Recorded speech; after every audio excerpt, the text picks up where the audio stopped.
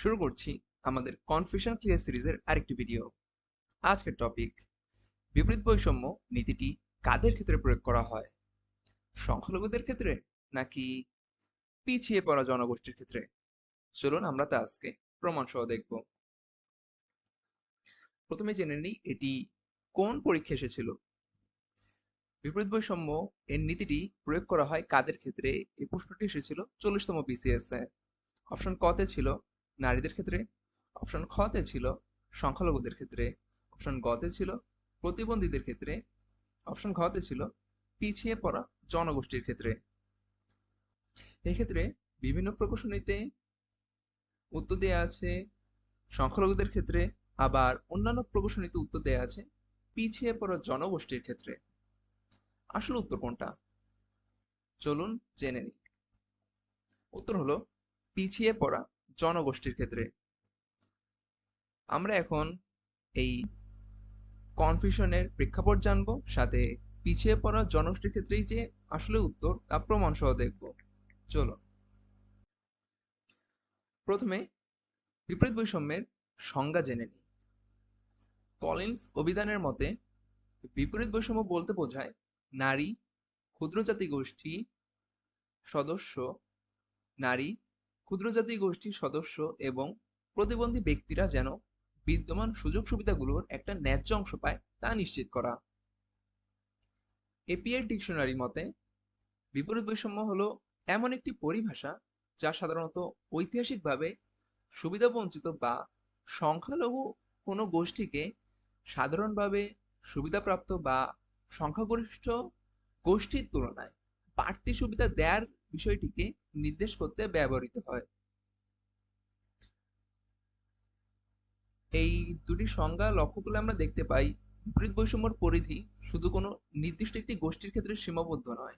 এটি একাধারে নারী ও প্রতিবন্ধী, যেটা কলিন্স ডিকশনারির মতে, আর সুবিধাবঞ্চিত বা সংখ্যালঘু এপিএ ডিকশনারির মতে সবার ক্ষেত্রেই প্রযোজ্য।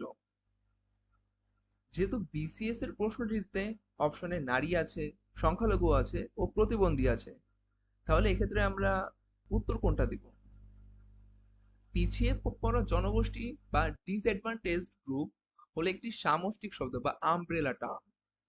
এই একটিমাত্র শব্দের ভিতরেই নারী, সংখ্যালঘু, প্রতিবন্ধী বা ক্ষুদ্র নৃগোষ্ঠী সহ সমাজের যাবতীয় অবহেলিত বা প্রান্তিক শ্রেণী অন্তর্ভুক্ত হয়ে যায়। তাই অপশন ঘটি সবচেয়ে নিখুঁত উত্তর হয়। এটা আমরা তো যুক্তির দিকটা দেখলাম, এবার আমরা প্রমাণ দেখব। প্রমাণ এক, বাংলাদেশের সংবিধানে নাগরিকদের এই বিশেষ সুবিধা প্রদানের ক্ষেত্রে অনগ্রসর বা পিছিয়ে পড়া শব্দগুচ্ছ ব্যবহার করা হয়েছে। সংবিধানের 28(4) অনুচ্ছেদে নারী বা শিশুদের অনুকূলে কিংবা, খেয়াল করুন, নাগরিকদের যে কোনো অনগ্রসর অংশের অগ্রগতির জন্য বিশেষ বিধান প্রণয়ন করা হইতে রাষ্ট্রকে নিবৃত্ত করিবে না। আবার সংবিধানের 29(3) ক অনুচ্ছেদ, নাগরিকদের যে কোনো অনগ্রসর অংশ যেন প্রজাতন্ত্রের কর্মে উপযুক্ত প্রতিনিধিত্ব লাভ করিতে পারে, সেজন্য তাদের অনুকূলে বিশেষ বিধান প্রণয়ন করিতে রাষ্ট্রকে নিবৃত্ত করিবে না। খেয়াল করুন, সংবিধানের দুটো অনুচ্ছেদে অনগ্রসর অংশ ব্যবহার করা হয়েছে, যা পিছিয়ে পড়া জনগোষ্ঠীরই প্রতিশব্দ বা সমর্থক রূপ। এখন আমরা প্রমাণ 2 দেখব, যেখানে স্পষ্টভাবে পিছিয়ে পড়া শব্দগুচ্ছ ব্যবহার করা হয়েছে।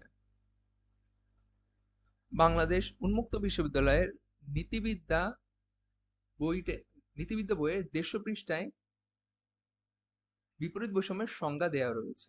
এখানে স্পষ্টভাবে পিছিয়ে পড়াদের এক সারিতে আনার জন্য বিপরীত বৈষম্য এই কথাটি লেখা রয়েছে। পিছিয়ে পড়া জনগোষ্ঠীকে এগিয়ে নেওয়ার বিশেষ উদ্যোগী হলো বিপরীত বৈষম্য। এটা আমরা 150 ও 151 নং পৃষ্ঠায় দেখতে পাবো। এখানে আমি স্ক্রিনশটও দিয়ে দিয়েছি। পিছিয়ে পড়াদেরকে এক সারিতে আনার জন্য বিপরীত বৈষম্যের প্রবর্তন সমতা নীতির বিরোধী নয়। বা আবার এখানে দেখা যাচ্ছে সমতার প্রশ্নে বিপরীত বৈষম্যের ধারণা, সেক্ষেত্রে অনেক সময় বহু সমাজে এমন কিছু লোক থাকে যারা অন্যান্যদের চেয়ে কোনো কোনো দিক থেকে পিছিয়ে থাকে, তাদের জন্য বিপরীত বৈষম্য নীতি প্রযোজ্য। ভিডিওটা এখানেই শেষ হচ্ছে, তবে আমাদের আরেকটা তথ্য, আমাদের প্রকাশনী থেকে শীঘ্রই নৈতিকতা মূল্যবোধ ও সুশাসন বইটি আসছে, যেখানে এই কনফিউশন ক্লিয়ার সিরিজের সবকিছু থাকবে, সাথে আরো অন্যান্য অনেক কিছু থাকবে যা আপনাদের অবাক করবে। চলুন আজকে এখানেই শেষ করি।